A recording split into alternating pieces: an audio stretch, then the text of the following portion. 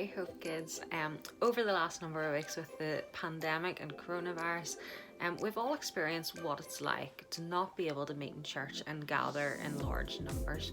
But did you know for millions of Christians around the world, that's exactly what it's like for them all the time. They're not allowed to meet together. It would be illegal for them to meet together, and they would be in danger if they did, if they were found meeting together and stuff. So for lots of Christians around the world, they've never even been in a physical church building.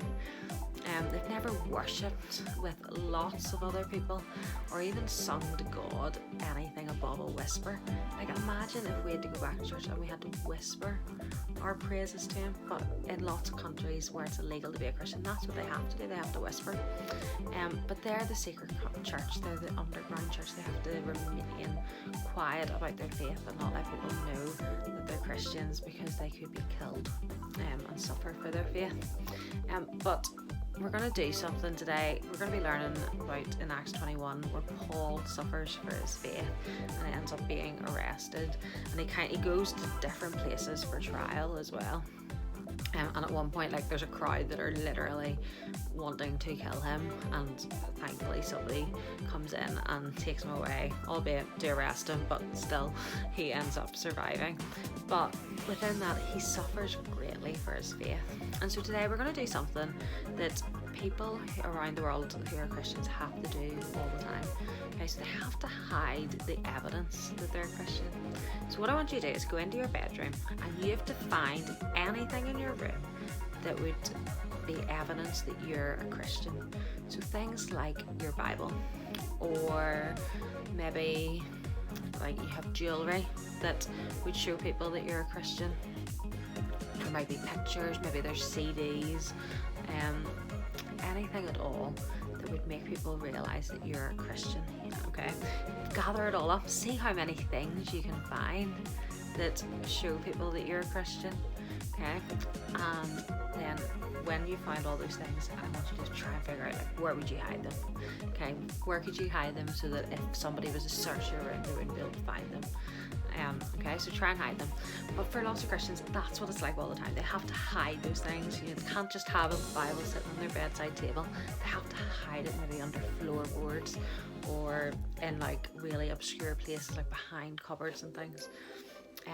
There's Open Doors website. They tell one story of a teenager called Musa. I'm not sure if I'm saying that right, but anyway, he was from Cameroon and was questioning his faith. He had grown up as a Muslim. He was Islamic, and a local pastor had given him a Christian Bible. But what he would do is Musa would sit in his room at night, hiding, and read it in secret. And then he would go and he would hide the Bible. But one night, his mum found the Bible, and Musa was asleep, and he woke up while his mum was violently beating him with a stick. And she was telling him, "If I ever catch you with this book again, no one knows what I will do to you." Okay, so he knew that he was in big trouble, and he was in a lot of danger for owning that Bible.